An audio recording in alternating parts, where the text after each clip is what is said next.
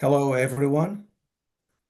This is your host, Zaid Maher from the Arab Cultural Center of St. Louis, welcoming you to a new Wednesday lecture. It is part of our Wednesday lecture series intended to celebrate the Arab American Heritage Month in the United States of America. And our center is one of only 3 Arab cultural centers in the United States to receive this designation from the federal government. We are a 501c3 nonprofit organization, and we are established for over 2 years now. The center is dedicated to fostering understanding and mutual appreciation between cultures by promoting awareness of the history, language, traditions, and customs of the Arab world. And as part of our celebrations of our heritage, we have this Wednesday lecture series showcasing some of the brilliant Arab American scholars and academics who live and work in the United States of America. Our guest today is a sociologist and a faculty member of the University of Central Missouri, Kamel Ghozzi, who is a sociologist and professor of sociology at the Department of Sociology and Anthropology at the University of Central Missouri in Warrensburg. He has a maîtrise de sociology from the University of Tunis, a master's and a PhD from the University of Pennsylvania. He usually teaches and publishes in journals in America and the Arab world on themes such as social marginality and sociological theory. Today, he is giving us an interesting lecture on what he calls the 3 generations of Arab Americans, using his sociological lenses and his expertise to give us a sense of what each generation is like, and the challenges and the opportunities, and what each generation has to deal with as a generation of immigrants in this country. Dr. Kamel, the floor is yours. Go ahead. Thank you, Dr. Maher. My thanks to you all, to the Arab Cultural Center for this opportunity. Assalamu alaikum. Now, today, when we talk about Arab Americans, we are actually talking about a small ethnic minority in this country, 3 to 4 million people. Yet, we are talking about a very resourceful ethnic minority. A minority that has been making valuable contributions to virtually every aspect of American life, such as medicine, engineering, law, business, culture, education, and you name it. Once I heard an American journalist in the early 2000s saying that the Arab American community has made impressive strides in social mobility. It took Arab Americans just 1 generation to produce a middle class, when Arabs in Europe have remained stuck in the working class. So the Arab American community in this country is a successful community. But positive visibility creates challenges. First, it challenges the multi-ethnic society itself. In the case of Arab Americans, Their visibility has challenged the long-held American view of the Arabs as a geographically and a culturally distant people. Due to their positive visibility and to their successes, Arabs in America are today no longer that distant. They are now a part of the American society, a part of America. America is their home. They have no other home to go to. And second, positive visibility challenges the community itself. It challenges its old self-concepts as an immigrant community. So despite being continually and constantly fed by new waves of migrants and refugees from the Arab countries, despite that, Arabs in America are now seen as an American minority rather than as immigrants. Because identity is deeply relational. It emerges and it develops in dialogue with one's society, because identity is not one-sided or a matter of self-contemplation. Its distinctiveness and its legitimacy develops in such a dialogue with society. For example, for an Arab man or an Arab woman living in an Arab society of the Middle East, their identity develops in a dialectical relationship with that Arab society and its prevailing norms. But for an Arab born and raised in America, their identity develops in dialogue with American worldviews, American tastes, and American norms.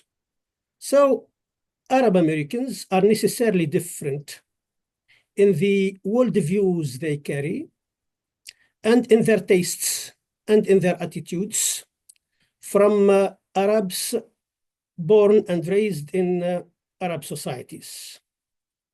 And this difference has become today the core of the Arab American community self-concept. It's an American minority. Now, back in the 1930s, a Swedish American anthropologist, Marcus Lee Hansen, wanted to show that the process of ethnic identity in America is deeply generational. To show that, he formulated a model or a principle. He called it a principle. He called it the third generation principle. He said there are 3 generations in an immigrant community. According to Hansen, the first generation, what he called the grandparents in any immigrant community, is always in love with its ethnic past. It idealizes that ethnic past and mobilizes every aspect of its ethnic distinctiveness to ensure its group survival, both materially and emotionally as well. Then there is also that second generation that comes after, what he called the children. The children tend to go the opposite way. They adopt an apologetic stance toward the host American society by trying incessantly to rid themselves of everything ethnic, seeking an assimilation at any cost, by any means. Then Hansen talks about the third generation in an immigrant community, what he calls the grandchildren. The grandchildren often strive to regain ethnic distinctiveness, to regain the cultural heritage of their grandfathers. They strive to reinvent the ethnic heritage of their grandfathers, he said. So to give their lives cultural meaning and a clear sense of purpose. So, according to Hansen, the most economically and culturally challenged generation is the first generation immigrants. The first Arab comers, for example, in the mid-19th century, early 20th century, were mostly Arab Christians from Great Syria, or what we called then as Ottoman Syria. And they came to build to themselves a place in this society. But they did not come to stay at the beginning. They came to work and to live, visiting their countries. But an immigrant, as you know, is not a wanderer. The wanderer comes today and leaves tomorrow, as a sociologist by the name of Georg Simmel described him. He said the wanderer is someone who comes today and leaves tomorrow. The immigrant comes today and stays tomorrow. That first generation immigrants had to face two major tasks. First, they had to face economic survival, or the challenges of economic survival in a new society. And second, they were nurturing in their families a cult of nostalgia to the homeland, to Syria, to Lebanon, to Palestine, etc. Now, those first comers were hardworking men. They impressed their major employer, Mr. Henry Ford. He used to send them back to their villages in Syria and Lebanon every year to bring more workers to Dearborn to work for him. So he was so impressed by their hard work and by their work ethic. But if Mr. Ford liked them for their hard work and their work ethic, America perceived them as primarily cultural beings, quote unquote, not as primarily economic beings. As explained by Francis Fukuyama, in America, whenever an immigrant was viewed as primarily economic being, America did not see him as a problem. So when America perceives an immigrant, a newcomer, as an economic being, America did not see him as a problem. It saw him as a rational human being, striving like everybody else to maximize his consumption capabilities and his savings capabilities. But the problem is when America sees an immigrant as a primarily cultural being. America has treated distant, non-European immigrants as primarily cultural beings.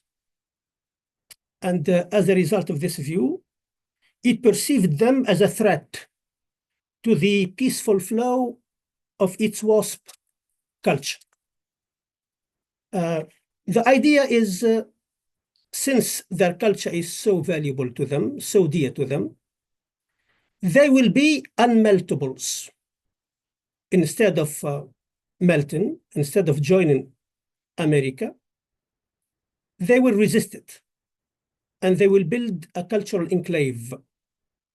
Actually, that's how ethnic neighborhoods sprouted in every American major city. Little Italy, Germantown, Chinatown. We should also add probably Little Syria, which was built in 1880 and in Manhattan, New York City, and demolished in the 1940s to give way to the World Trade Center and other buildings and roads. Probably we should also add Bay Ridge today in New York City as well. Now, because first Arab immigrants were seen as primarily cultural beings, their gratefulness, quote unquote, to America as a host society was sometimes questioned by American mainstream conservatives. Are they really grateful to America? America who gave them shelter and opportunities? If so, why are they so sleazy and so hesitant to swiftly exchange their world for ours and join our ways? What is this one step ahead, two steps back we are witnessing in their communities? America, love it or leave it. No positions in between. Now, probably what these mainstream conservatives did not see, or rather could not see, is that a first-generation immigrant in a process of transition often does not see in the living ways of the American society a warm shelter that would alleviate his alienation and his marginality. On the contrary, he probably see in those ways traps or a labyrinth in which he will lose dear warm parts of his soul, such as his children, for example. So his ethnicity was closer to him than the American ways he was asked to adopt. His ethnicity gave him that warmth he badly needed. That's how he constructed a strong community of landsmen or immigrants. But first Arab waves to America were economic migrants, yes, or economic immigrants. But many subsequent waves were refugees. Here we are, when we say refugees, we are talking about a different experience with America. The immigrant journey and the refugee journey are not the same. They are so different. The journey of a refugee is devoid of choice or agency. The refugee is a victim of circumstances beyond his control. Refugees are processed by the host society as a faceless, amorphous mass. A faceless mass that sought America, not really looking for the dream, like immigrants, but they mostly came to America fleeing a nightmare in their countries, in their societies. So the refugee journey, as a result of a forced banishment from the homeland, does not create a future-oriented, hopeful posture as immigration does. On the contrary, the refugee journey creates in refugees sadness and the posture of looking back and remembering. When he looks back and remembers, he quickly realizes that his bridges back to his home were burned behind him, which gives him more sadness. Here, ethnic warmth becomes necessary, very needed, as a matter of fact, to shelter that refugee.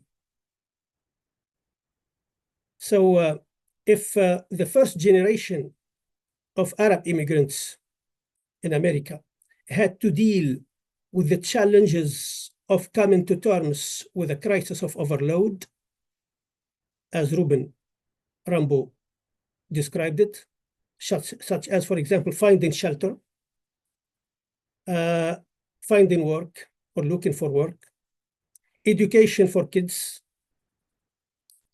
learning a new language, adjusting to new routines, etc., etc. Arab refugees, on top of that, had to deal with the crisis of loss. They had to look for ways that help them come to terms with a traumatic past, with a trauma that only success in America would alleviate it and would make it bearable.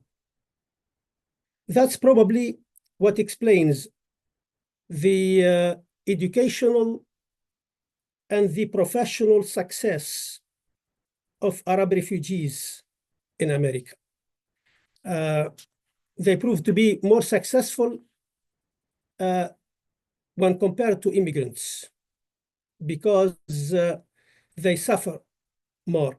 And only they realize that only success in America can heal that suffering, can make it bearable or sufferable, if you like. That's the first generation in general, immigrants and refugees. But now the second generation, the grandchildren, as Hansen named them.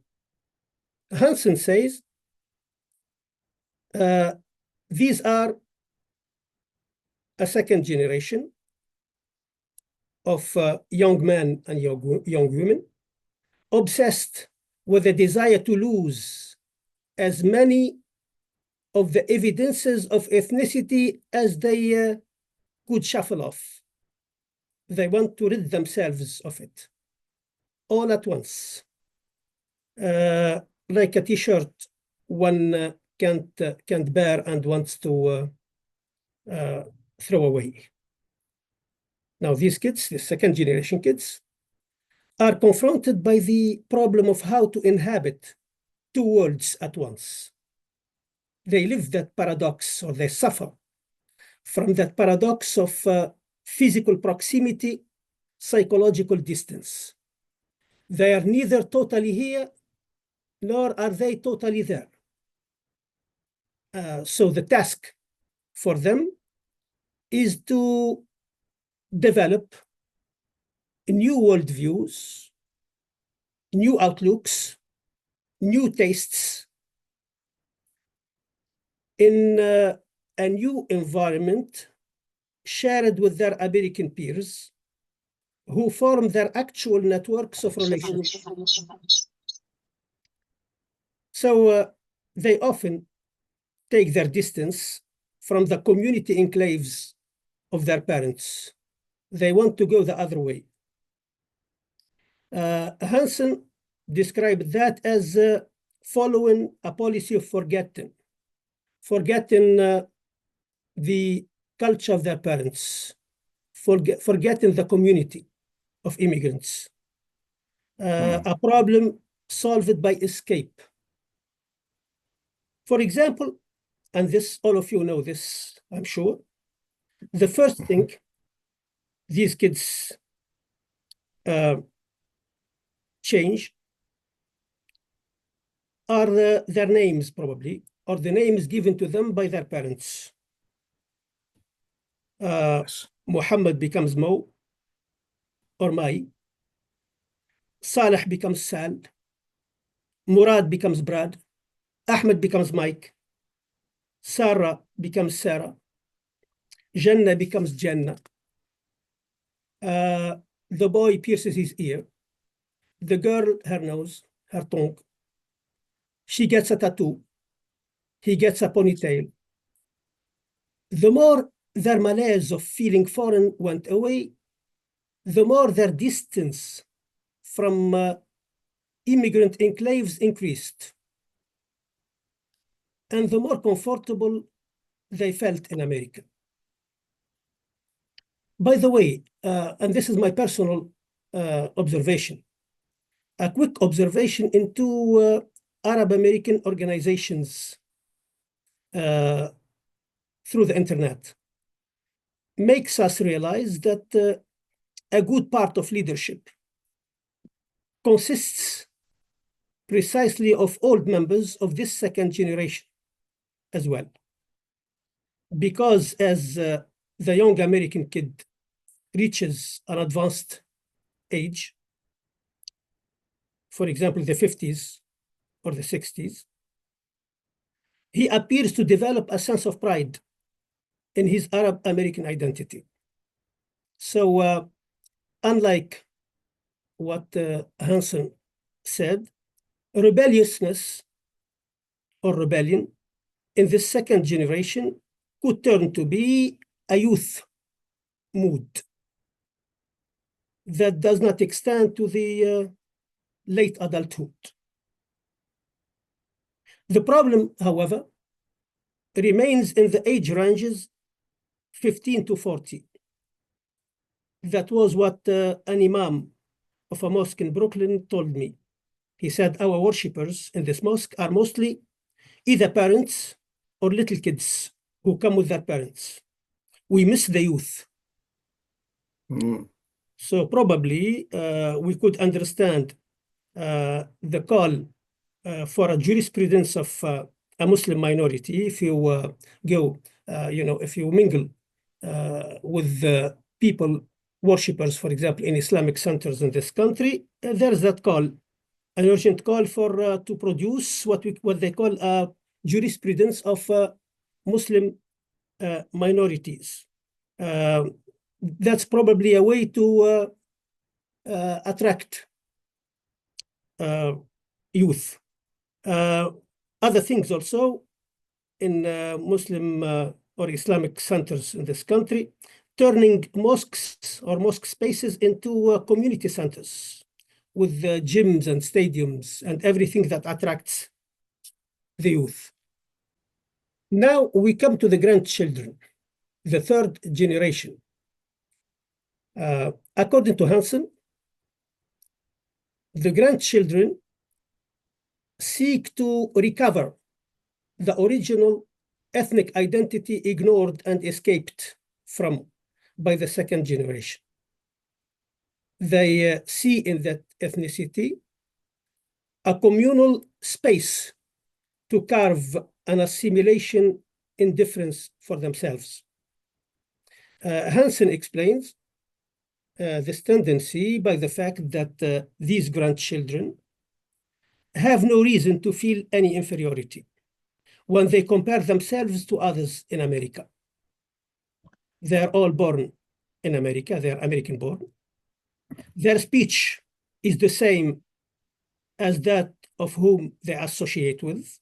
They have no accent, in other words. Their material wealth is the average possession of the typical citizen in this country. But despite that, these grandchildren are not happy. They're not happy looking like everybody else. Similarity is boring. Similarity turns to be a boring bluntness. It does not intrigue. Hansen believes that the unique situation of the third generation grandchildren makes them spontaneously prone to produce an irresistible impulse in that one factor that they have in common, the heritage of their parents. All of a sudden, the heritage of their parents becomes so valuable to them because it gives them distinctiveness.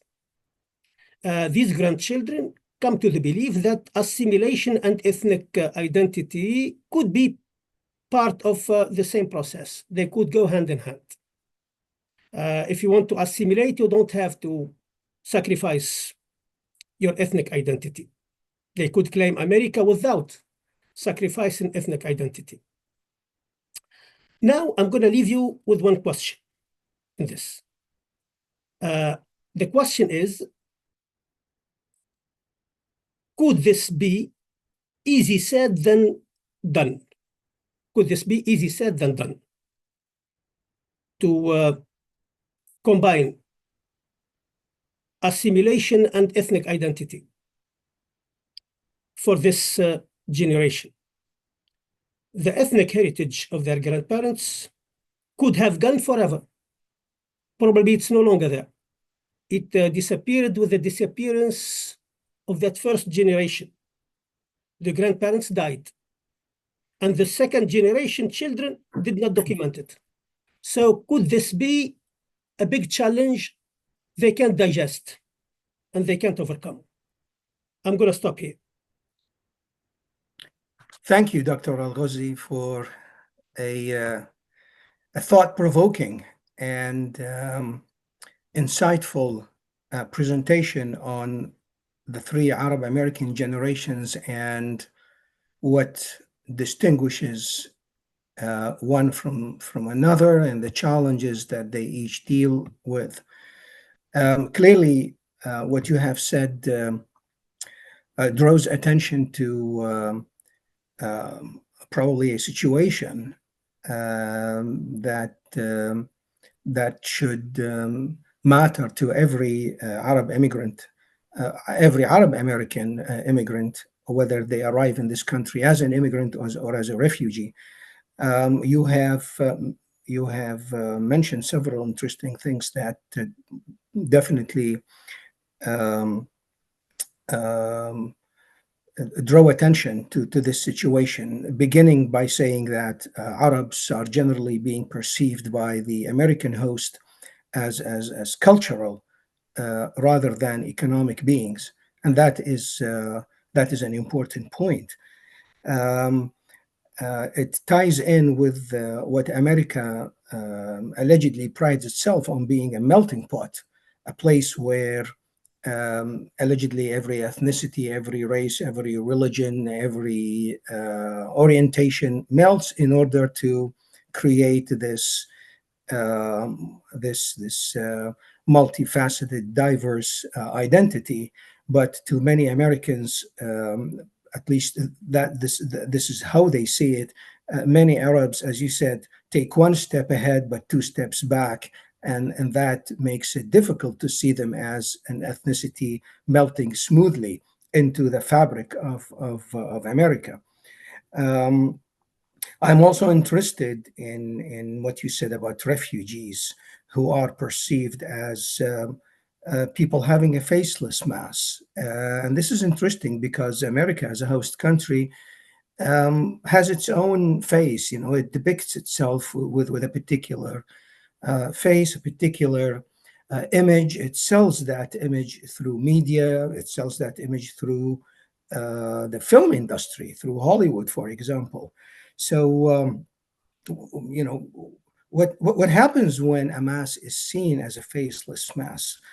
What who will try to put a face on this mass, and can this mass assume a new face, a face other than the one they have? You also talked about escapism as a second generation characteristic, and how that poses a challenge to their parents, to the first generation immigrants, and probably becomes the only way out for them in the way they deal with the surrounding or with the environment. We have several questions in addition to my questions in the chat box. I am also here inviting everyone to, if they have a question or a comment, to please go ahead and put it in the chat box.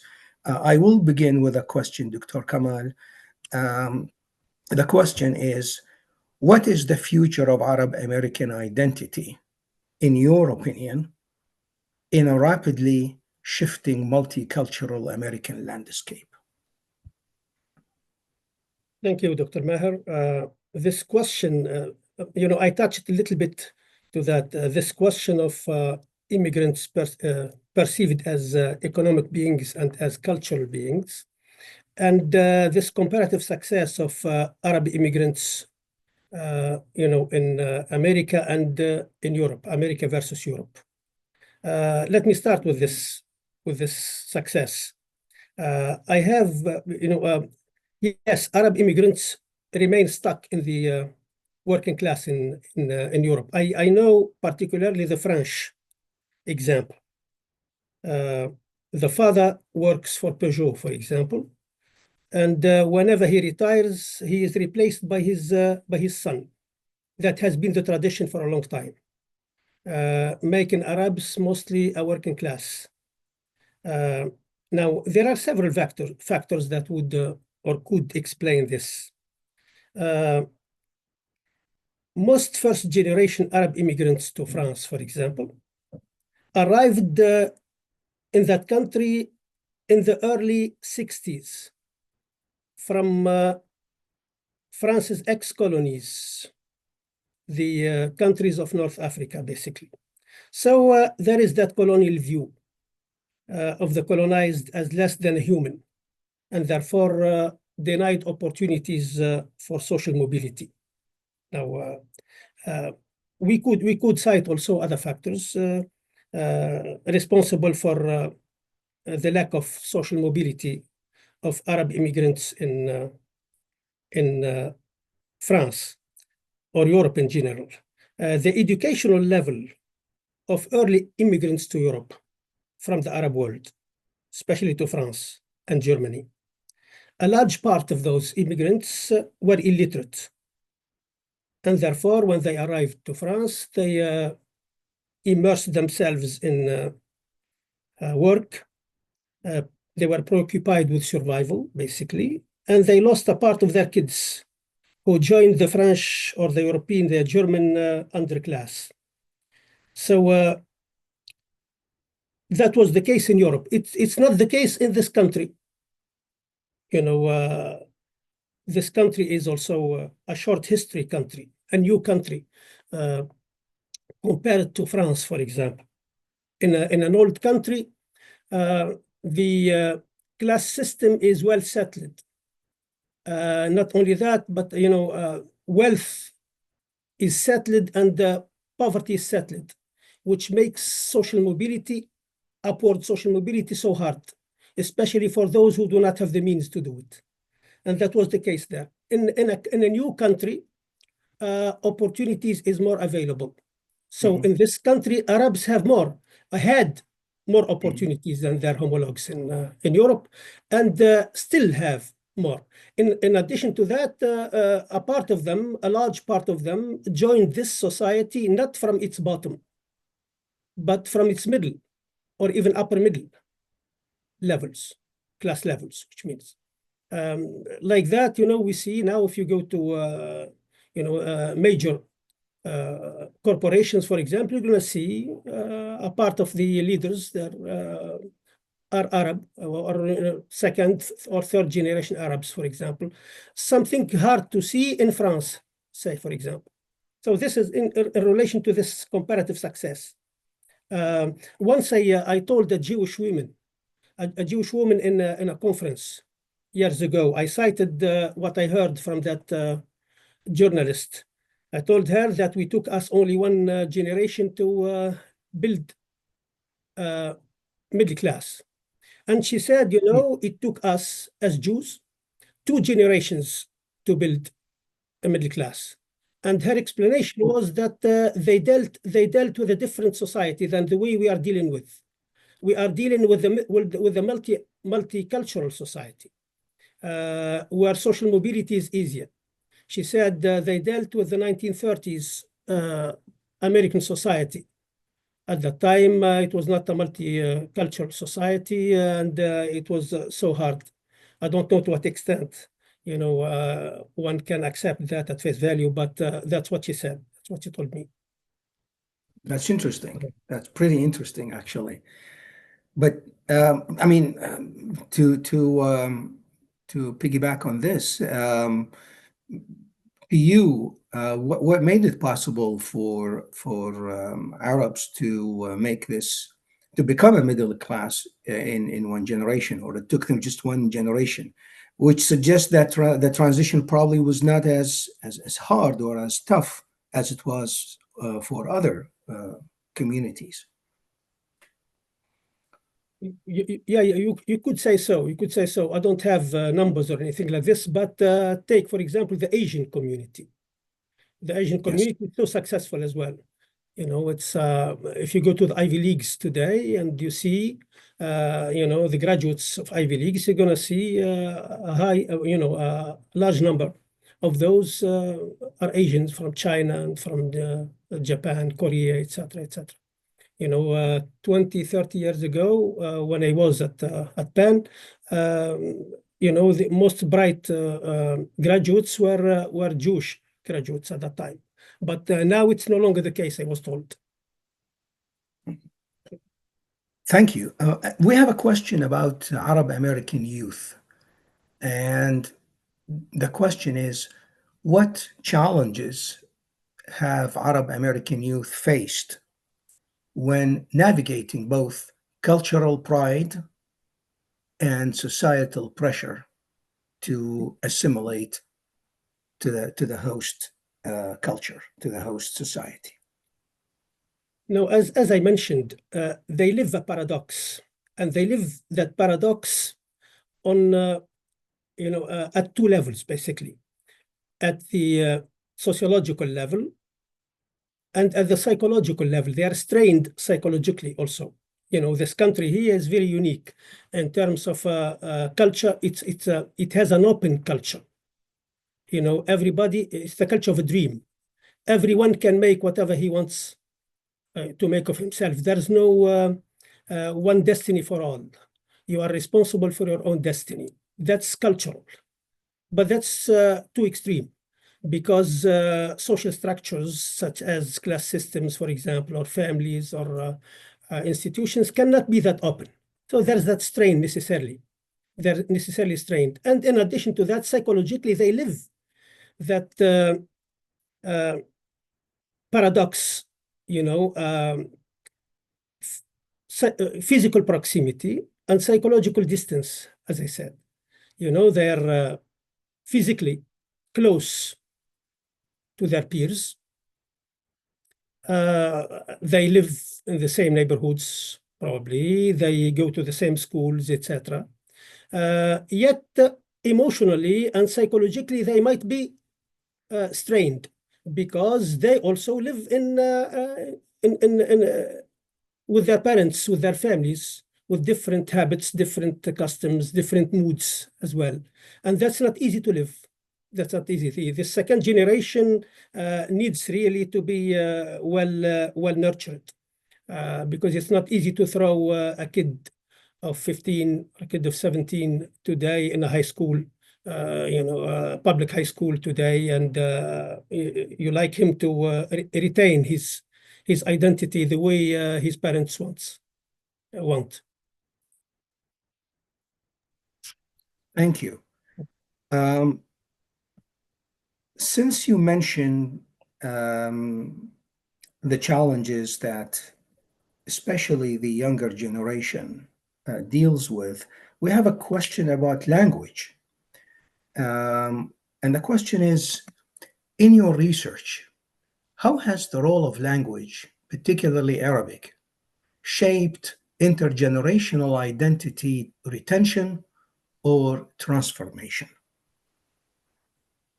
Now, if we, observing our kids, our children, say, at home, they speak the language, but they don't write it.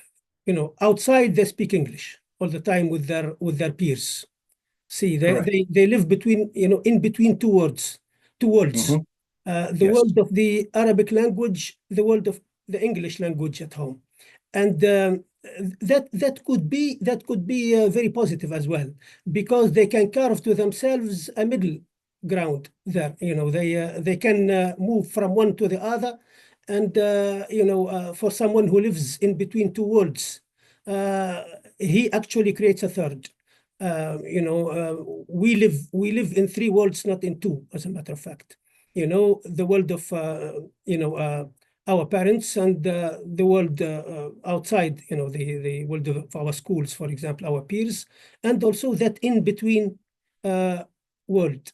And usually this is a very an epistemological advantage. As a matter of fact, most thinkers they combine three worlds. Most novelists in this country, for example, and poets, they combine the three worlds. The problem is when the kid is alienated at home completely. At that time, it's going to be a problem. Thank you. We have an interesting, thought-provoking observation from, I believe, a young attendee. His name is Safwat, and this is what he says. He says, one observation I have is that although during the 2000s there was strong anti-Arab and Muslim rhetoric throughout not just America, but a lot of Europe as well, I would argue that the second generation have now sort of begun to accept their heritage and culture like the third generation. Even some of the first generation, in my opinion, have begun to quote unquote relax in a sense and maybe not be as strict in forcing the quote unquote cult of nostalgia through their children. This seems to me like a probably second Arab American generation comment or observation. What do you think of it, Dr. Al-Ghozzi? First, I like what this youth wrote. Yes. In the early 2000s, there was a rise, a surge in anti-Arab feelings, yes, following September 11. And it's sociology says that antagonism antagonism creates ethnic pride. See, it's because antagonism leads to that sense of victimhood, in other words, and victimhood would lead to resolve, the sense of resolve all the time. Of course, this is, yeah, I like it. It's true, yes. It's when we live in a hostile environment, we are reminded of who we are. It's that identity, because identity, as I said in this presentation, emerges and develops in a dialectical relationship with the environment. It turns with the environment. When the environment is hostile, in other words, we tend to cocoon together as one ethnicity to face this and to push back. Thank you. If you still have time for a couple of questions, I would love to hear what you think of the following one. You have talked about Arab immigrants versus Arab refugees and differences between them, and in a way that highlights the importance of having a sense of agency, if you will. Does an Arab immigrant have the same agency as an Arab refugee? Are they the same? Are they different? And if they are different, what impact does such a difference have on them and on the way they interact with the host culture? The comparison was between the immigrant journey and the refugee journey. What I said is that immigration produces a hopeful, futuristic outlook. The immigration, because he has that sense of energy, of agency, and because he initiates his journey, he may take his journey as a personal achievement. He's happy about it. He may even see it as a rebirth and as a prelude for good things ahead. It's not the case for the refugee. The refugee doesn't have that sense of agency or choice and can't return to the homeland, even to visit. When he looks back, he sees that his bridges were burned behind him. So it's a combination of loss and sadness at the same time. He has not only to deal with a crisis of overload, the day-to-day problems of a new society, work and taking care of kids and taking care of probably his parents or his relatives back home, for example, helping them through sending money for them, for example. He has to deal with the effects of a traumatic past. Yes. The past is so traumatic, so sad, and that trauma is so painful. That's why also some people say that religiosity or religious observance among refugees is higher than it is among immigrants, because the problem of suffering religion is central.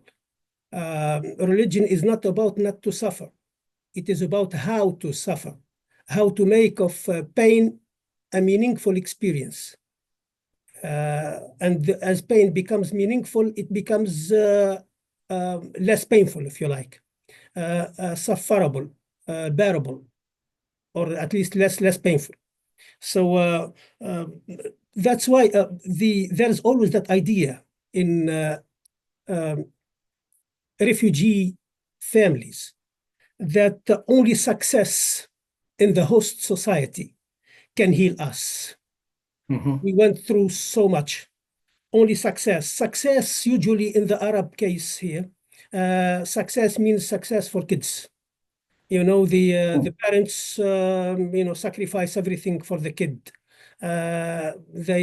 For them, their life has finished, basically. That's the way they see it. Now, I like to see success in my kid, in my children.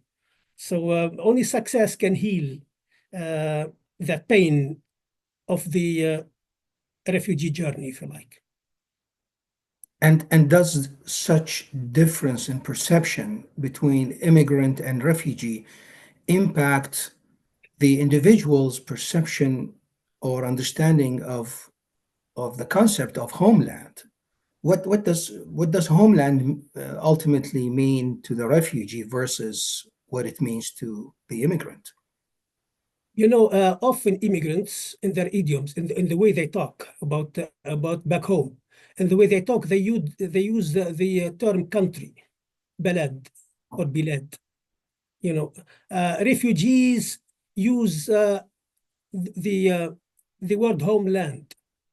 See, there's it's the term or the word homeland is more loaded emotionally.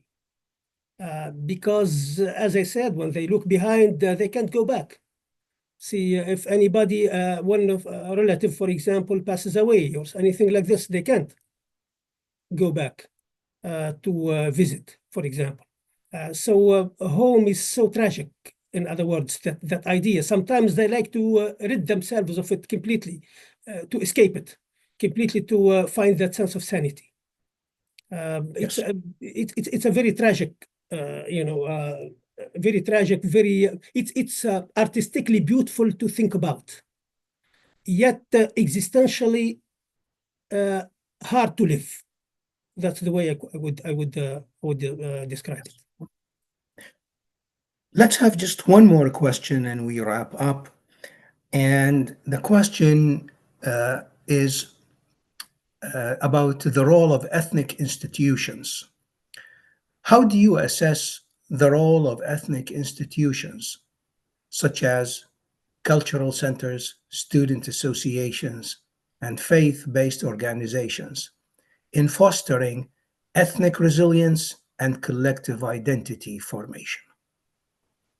Of course, they are very important, very, very prime. Both religious or faith-based institutions and quote unquote secular institutions are very important to reach a balance, mental balance and sociological balance in Arab communities in this country.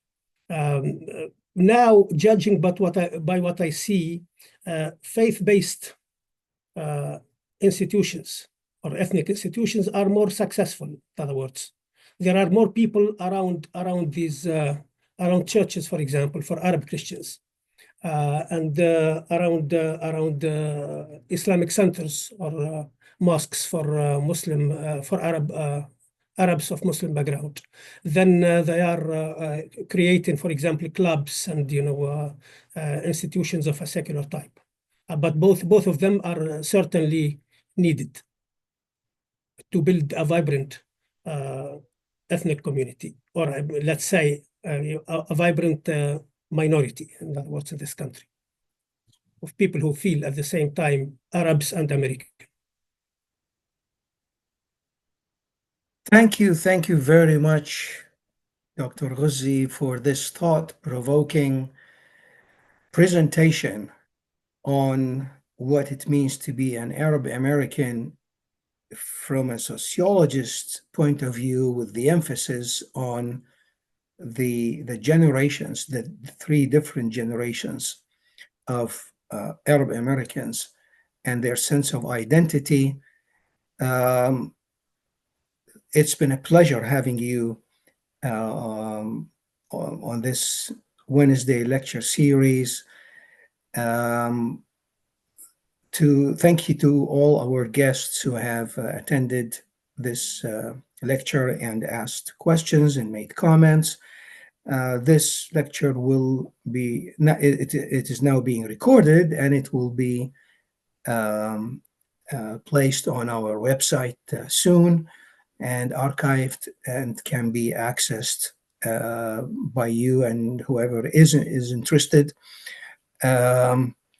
Thank you again, and please stay tuned to our announcements on our website, Facebook, Instagram. We at the Arab Cultural Center of Missouri, of St. Louis, Missouri, as we continue celebrating the Arab American Heritage Month. Thank you, everyone. Thank you again, Dr. Ghozzi. Thank you very Have a much. good The day. pleasure is mine. Thanks. Thank you.